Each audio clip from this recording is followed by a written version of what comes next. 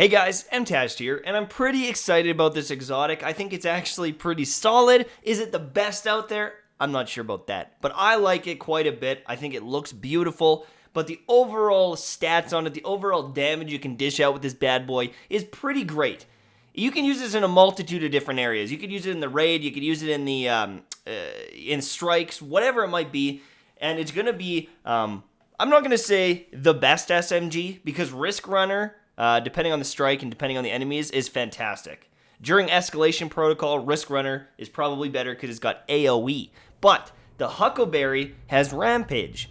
Now, when you kill enemies, you're going to get additional damage, and this stacks up to 3 times. That's good, but another important thing that you might not know about is ricochet rounds. These are essentially rangefinder on a weapon. Now, the exotic perk on this weapon is actually pretty cool, and it's pretty strong long term. Ride the Bull increases your rate of fire, but also penalizes you by increasing the recoil while you're holding down the trigger, and every time you kill an enemy with this weapon, you're going to get 15 ammo back in the magazine. That means that if you're landing your shots and you're killing targets effectively, you will essentially always have ammo in this weapon. You can hold down the trigger and keep shooting. This is very, very powerful, but you have to remember if you're holding down that trigger, your fire rate is going to start increasing, so you're going to be doing more damage more quickly, but your recoil is also going to increase. So if you've got targets that are running around or they're at a distance, it's going to be much harder to hit them, especially if they're shooting back at you because of that flinch and recoil kind of comboing and making it very difficult to hit a target at a range. One way to avoid this is you can kind of tap fire the gun, just shoot it in small little bursts. And you're going to be able to get that damage from Rampage. You're going to truck the enemy if you're landing your shots, and you're not going to get penalized by that massive recoil. So if you see like a drag in the distance that you need to kill to keep the combo going, just kind of tap fire them, and hopefully you'll hit them. But as you can see here, there's a bunch of enemies dropping in, and I can just keep shooting. It's like a Tommy gun. I'm just killing everything. I'm just killing everything. It's a murder spree. Now you have to remember, if I'm able to do this right now on my Titan, imagine if I had Devour Voidwalker. Every single kill I'd be getting grenade energy. Every single kill I'd be getting my health back. This would be phenomenal. I would literally be a turret, an unending murder spree turret. Close range, killing targets. This can be very strong in something like Escalation Protocol where there's a ton of enemies. Is it the best? I'm not sure. Because Risk Runner does a similar thing and does AoE damage and makes you tankier. 2 arc damage. But that also forces you to take arc damage, and if you're playing it safe and you're not getting hit by it, then Risk Runner is really average. Huckleberry is going to be good in almost every situation that you're killing enemies. So I like this exotic a lot. I think in PvE it has a place. I don't know if it's the best, but it's definitely above average. It has some very good viability. It can be your up close and personal gun, and then you can have a scout rifle for a range.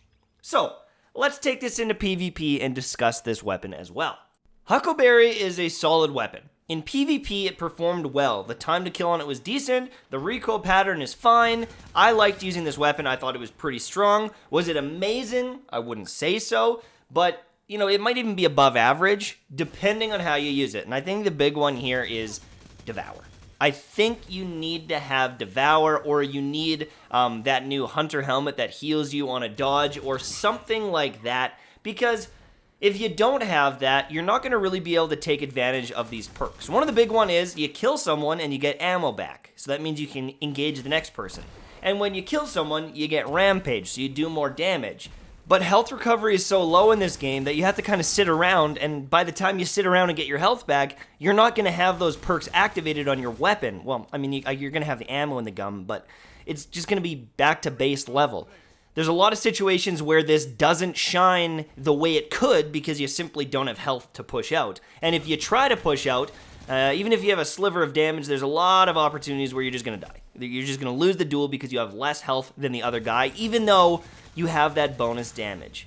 I like the weapon. I think it's good, but I think it's only going to be kind of amazing or top tier if you have Devour, Voidwalker. That's like the only way, because you're going to go win a duel, you're going to get those perks, and you're going to have full health from Devour. There's a couple ways you can make this gun work, but it's not going to be this amazing thing that everyone's freaking out about in PvP. I just don't think that the the timers on the perks are good enough. I don't think the overall kind of base damage on this gun is good enough to make it a god tier weapon that everyone's freaking out about and saying like, oh, this is the new Thorn. You know what I mean? In PvE, hell yeah, this thing's great. But in PvP, it still feels pretty average overall. That's it from me. Hopefully you guys enjoyed, and I'll see you soon, my friends. Bye-bye.